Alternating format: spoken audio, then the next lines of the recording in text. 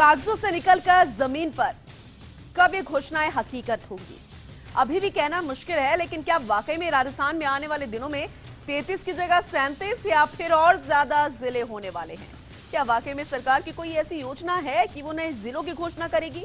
इस सवाल जब विधानसभा में गूंजा तो फिर क्या जवाब आया, ये रिपोर्ट देखिए। अजमेर जिले के ब्यावर, जयपुर जिले के शाहपुर, बाड़मेर जिले के बालोतरा, नागौर जिले के डीडवाना और अलवर जिले के बहरोड को अभी नया जिला नहीं बनना है और न ही कोई ऐसी जानकारी विधानसभा के जरिए निकल कर आई। यानी अगर आप उम्मीद लगाए बैठे हैं कि जल्द ही आपका इलाका जिला घोषित हो सकता है, जैसे कि बीते 10 सालों से उम्मीद लगाकर बैठे थे, तो फिर आप गलत हैं। क्योंकि जो जानकारी आज विधानसभा में राजस्व मंत्री अमराराम चौधरी ने दी, उसके मुताबिक अभी तक इनको कोई ऐसी रिपोर्ट नहीं मिली है जिसके आधार पर नए जिलों की घोषणा होनी है। दरअसल आज विधानसभा में गूंजा नए जिले बनाने का मामला। प्रश्नकाल में बीजेपी विधायक शंकर सिंह ने पूछा सवाल, पूछा जनसंख्या के मुताबिक कब तक बनेंगे नए जिले। प्रश्नकाल में मामला उठा, वो भी बीजेपी विधायक शंकर सिंह रावत ने उठाया। रावत ने कहा कि जनसंख्या और अन्य मापदंडों के तहत सरकार कब तक ब्यावर और बालोतरा सहित अन्य नए जिले बना देगी। रावत ने सवाल पूछा तो इसका जवाब देते हुए राजस्व मंत्री अमराराम ने कहा कि नए जिलों को बनाने के लिए परमेश चंद्र कमेटी का गठन कर रखा है। कमेटी ने अभी तक अपनी रिपोर्ट राज्य सरकार को नहीं सौंपी। रिपोर्ट आने के बाद नए जिले बनाने के बारे में सरकार कोई फैसला लेगी। इस दौरान आपको बता दें कि साल 2015 में इस कमेटी का गठन किया गया था, जिसको जनसंख्या और अन्य मापदंडों के आधार पर ये रिपोर्ट देनी थी कि किन किन जिलों को तोड़कर अन्य नए जिले बनाए जा सकते हैं। लेकिन अभी तक ये रिपोर्ट आई नहीं। Bureau report, first India news. अब सवाल खड़ा हो रहा है कि वाकई 33 की जगह 37 जिले प्रदेश में होते हुए नजर आएंगे। ऐसे और भी कई मुद्दे थे जिस पर सियासत होती नजर आई, जैसे कि क्या वाकई में अलवर में अब 2 एसपी काम करेंगे, ये भी आपको बताएंगे। लेकिन पहले इस पर चर्चा कर लेते हैं। हमारे संवाददाता अमरदीप शर्मा हमारे साथ लगातार बने हुए हैं, उनका रुख करते हैं। अमरदीप, वैसे तो हम अपनी रिपोर्ट में बता चुके हैं, लेकिन एक बार फिर से हमारे दर्शकों को जरा बताइए कि कौन कौन से वो नाम है जिससे जिले बनाने की यहां पर गूंज सुनाई दी आज। देखिए, लगातार अलवर के बहरोड को जिला बनाने की मांग जो है क्षेत्रफल की दृष्टि से उसको चल रही है और लगातार कयास भी लगाए जा रहे हैं कि घोषणा कब हो जाए। लेकिन इन सब पे पानी फिरता हुआ जब नजर आया, जब अमराराम जो कि राजस्व मंत्री हैं, उन्होंने क्लियरली कह दिया कि बिल्कुल भी ऐसी कोई प्लानिंग अभी है नहीं और किसी भी तरीके से सरकार ने उस पर गौर भी नहीं फरमाया है। जैसे अजमेर के ब्यावर है, बालोतरा है, ये तमाम 6-7 जगह ऐसी थी, शाहपुरा हो गया, जयपुर ग्रामीण की नज़र से देखा जाए तो ये वो जिले थे बनने के लिए जहां पर सपने तो लोगों ने देखे थे, लेकिन किसी भी तरीके से धरातल पर ये सपने पूरे नहीं हो पाए। और अभी जब सारी चीज़ों को लेकर के राजस्व मंत्री ने कहा कि बिल्कुल अभी कोई प्लानिंग में नहीं है, तो शायद धक्का जरूर लगा होगा उन लोगों को जिन लोगों ने बहुत प्लानिंग की होगी, बहुत चीज़ सोची होगी और कैंपेन चलाया होगा सोशल मीडिया पे। जिस तरीके से हमने देखा कि उपचुनाव के दौरान अलवर में बहरोड को जिला बनाने की मांग को लेकर के बहुत सारी चीज़ें संगठनों ने, सामाजिक संगठनों ने, जनप्रतिनिधियों ने बहुत ज़्यादा चीज़ें अलग अलग तरीके से कैंपेन के माध्यम से की थी, लेकिन जो आवाज़ लोगों ने दी थी वो शायद सरकार की कानों में नहीं पड़ी, जिसकी वजह से आज ये बिल्कुल क्लियर हो चुका कि हाँ, अभी तक किसी भी तरीके की कोई प्लानिंग नहीं है। अब नई सरकार किस तरीके से लेगी, आने वाली जो सरकार होगी वो इस पे गौर फरमाएगी या नहीं फरमाएगी, यानी कि अगले ही कार्यकाल पर अब नजर बनाकर रखनी होगी। क्योंकि जो बचे खुचे महीने हैं, जब अभी तक कुछ नहीं हुआ, एक बार फिर से हम कहेंगे तो इन महीनों में क्या होगा अमरदीप? यानी कि साफ साफ उन लोगों की उम्मीदों पर पानी यहाँ पर फिर गया है।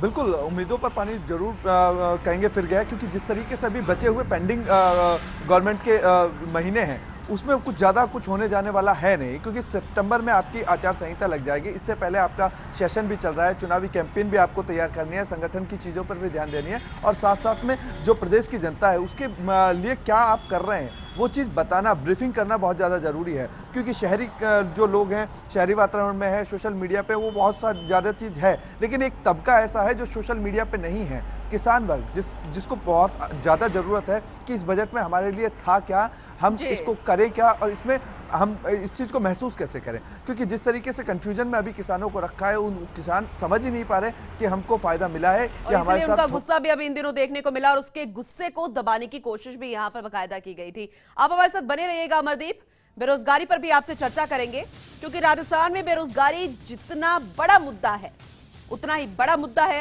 अस्थायी कर्मचारियों को स्थायी करने का, क्योंकि ये वादा सरकार ने सत्ता में आने से पहले किया था, लेकिन सत्ता में आने के बाद अभी तक सरकार इस वादे को पूरा नहीं कर पाई।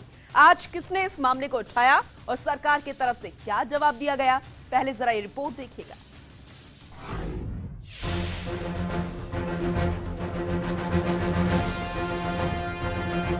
विधानसभा में आज अस्थायी कर्मचारियों को स्थायी करने का मामला भी गूंजा।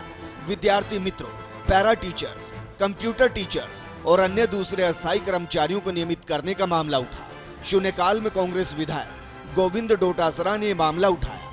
डोटासरा ने सरकार को याद दिलाते हुए बताया कि कैसे उन्होंने अपने घोषणा पत्र में अस्थायी कर्मचारियों से वादा किया था कि वो उन्हें स्थायी कर देगी, लेकिन 4 साल बीतने के बाद भी सरकार ने अभी तक इस मामले पर कोई फैसला नहीं लिया।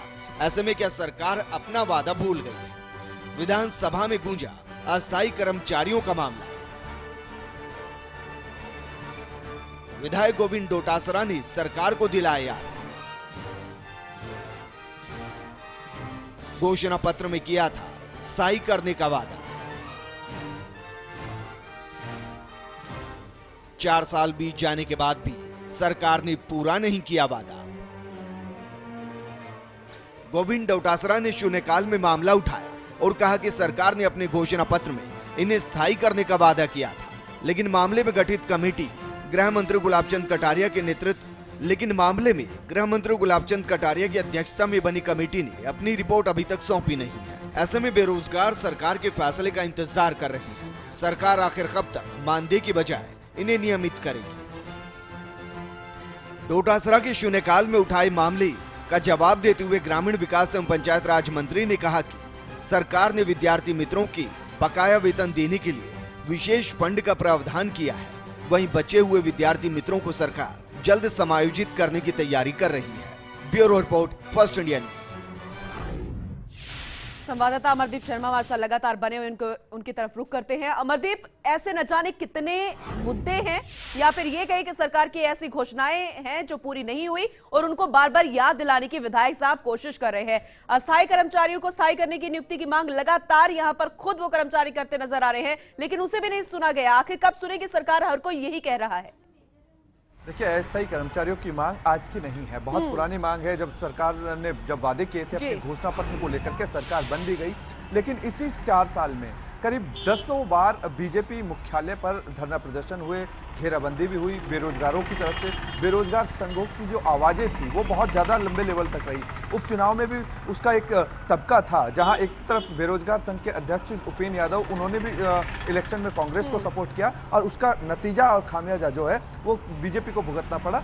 जिस तरीके से बेरोजगार एकदम से अलवर में पूरे के पूरे कांग्रेस की तरफ डाइवर्ट हो गए थे। तो ये समस्या बहुत बड़ी समस्या है। आने वाले दिनों में अगर इस चीज़ को सॉर्ट आउट नहीं किया गया या इनकी जो मांग थी उन मांगों को कम से कम टेबल टू टेबल बैठा करके अगर जो चीज़ें हैं उनको अगर फैसले को बिल्कुल सुनियोजित नहीं किया गया तो एक नुकसान जो है 2018 के इलेक्शन में बीजेपी को बहुत भारी उठाना पड़ेगा। क्योंकि जिस तरीके से कर्मचारी जो हैं वो अस्थायी कर्मचारी बहुत बड़े लेवल पर अब बढ़ चुके हैं और इनकी मांग जो थी वो बहुत पुरानी मांग थी।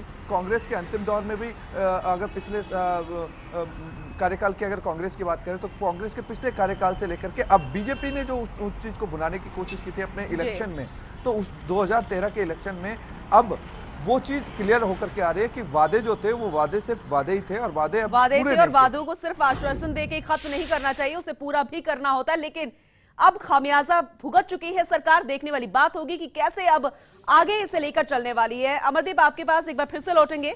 अब एक बार फिर से हम अपने दर्शकों को जरा ये दिखा दें कि वो मुद्दा जिस पर सरकार के सामने सरकार के ही विधायक थे, वो भी इस अंदाज में कि आपस में तीखी नोकझोंक हो गई। बात ज्ञानदेव आहूजा की, बात अलवर की बिगड़ती कानून व्यवस्था की और इस मुद्दे पर ज्ञानदेव आहूजा और गृह मंत्री के बीच की तीखी टकरार की। ये रिपोर्ट देखिए।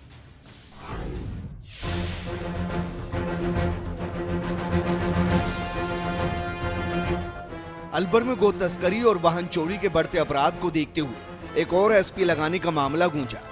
बीजेपी विधायक बनवारी लाल सिंघल ने ये मामला उठाया। सिंघल ने कहा कि अलवर में कई तरह के अपराध होते हैं, लिहाजा एक और एसपी लगाने की बेहद जरूरत है। इस दौरान विधायक ज्ञानदेव आहूजा ने अलवर के अपराध गिनाते हुए जमकर अपनी ही सरकार पर सवाल खड़े कर दिए।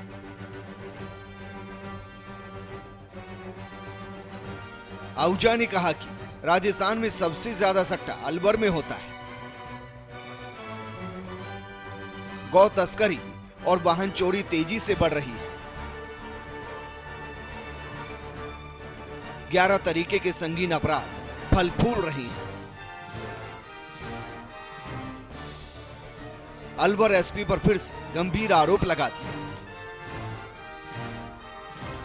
इससे आगे बोलते हुए आहूजा ने कहा कि अलवर एसपी अपराधों को रिकॉर्ड में कम दिखाने की तरकीब अपना रहे हैं। इस दौरान आहूजा के गृह मंत्री गुलाबचंद कटारिया और संसदीय कार्य मंत्री राजेंद्र राठौड़ से जमकर टकरार हो गई। आहूजा ने कहा कि वो सच बोलते रहेंगे और उनके मुंह पर कोई साइलेंसर नहीं लगा सकता। अपने ही विधायकों के निशाने पर आने और बयानों के जरिए तीखे टकरार के बाद जवाब देते हुए गृह मंत्री गुलाबचंद कटारिया ने जरूर माना कि अन्य जिलों की तुलना में अलवर में अपराध ज्यादा है, लिहाजा संसाधन की उपलब्धता पर एक और एसपी दफ्तर खोलने का विश्वास दिया गया, क्योंकि कल भी अलवर में गौ तस्करी के मामले में एक की मौत हो गई और कई गोवंशियों की भी मौत हुई। वहीं जिस तरीके से उपचुनाव में हार के बाद अलवर के विधायक अपनी ही सरकार को अपराध के मामले में घेर रहे हैं, उससे अलवर में बीजेपी के सियासी समीकरण भी तेजी से बदल रहे हैं। Bureau report, first India news. चलिए इस मुद्दे पर भी चर्चा कर लेते हैं। संवाददाता अमरदीप का रुख करते हैं। अमरदीप, यहां पर अपनी ही सरकार के विधायक अलवर में कानून व्यवस्था की पोल खोलते नजर आए। अब क्या आने वाले दिनों में यहां पर 2 एसपी काम करते हुए नजर आएंगे, उम्मीद की जा सकती है? देखिए, ये पहला चर्चा का विषय नहीं है कि 2 एसपी अलवर में लगाए जाए। बहुत पुरानी ये मांग रखी गई थी कि 2 एसपी, क्योंकि भूभाग जो है अलवर का वो बहुत बड़ा है, क्षेत्रफल की दृष्टि पे भी बहुत ज़्यादा बड़ा है। क्राइम जोन, अगर बात करें क्राइम जोन की, तो क्राइम जोन के लिहाज से भी बहुत ज़्यादा है। एक आर्थिक राजधानी राजस्थान की अलवर कही जाती है, जहाँ से सबसे ज़्यादा रेवेन्यू जो है वो आता है। लेकिन बावजूद इससे पहले आज जिस तरीके से ज्ञानदेव आहूजा ने और बनवारी लाल सिंघल ने 2 एसपी लगाने की मांग की, इससे पहले खुद किशनगढ़ वास विधायक जो रामेत यादव हैं, वो पिछले सदनों में भी इस चीज़ को कह चुके हैं। पिछले जो सदन का कार्यकाल था उसमें भी कह चुके हैं कि 2 एसपी लगाने बहुत ज़्यादा जरूरी है। संसाधनों की अगर बात करें तो थानों में जीप जो है वो 2.5 लाख किलोमीटर चल चुकी है, लेकिन बावजूद धक्के देकर के अब अपना जो थाने के एसएचओ हैं वो चला रहे हैं। मोटरसाइकिल खड़ी करने के लिए जगह नहीं है, क्योंकि जो व्यवस्थित तरीके से एक थाना होना चाहिए या पुलिस को जो ज़रूरत होती है सारी चीज़ों को लेकर के, वो एक मेंटेन नहीं किया गया है। अलवर में बहुत चीज़ें अलग हैं। अगर 2 एसपीओ की बात जिस तरीके से करते हैं कि अब भिवाड़ी के लिहाज से 2 एसपी बैठाया जाए या दूसरा एसपी जो है वो कहीं और बिठाया, बहरोड में बिठाया जाए, क्योंकि क्राइम जोन के लिहाज से क्राइम रेट यहाँ पर बढ़ता जा रहा है। सट्टे के मामले में अलवर नंबर 1 पर, गो तस्करी के मामले में नंबर 1 पर, जिस तरीके से खुद विधायक ज्ञानदेव आहूजा यहाँ पर कहते हुए नजर आए। बहुत बहुत शुक्रिया अमरदीप फिलहाल तमाम जानकारी देने के लिए। तो विपक्ष जो सरकार के खुद विधायक हैं वो भी इस बार मुद्दों पर सरकार को घेरते हुए नजर आए और सियासत करते हुए नजर आए और सरकार को जगाते हुए नजर आए कि अब सिर्फ आश्वासन से काम नहीं चलने वाला। आज के लिए बस इतना ही। नमस्कार।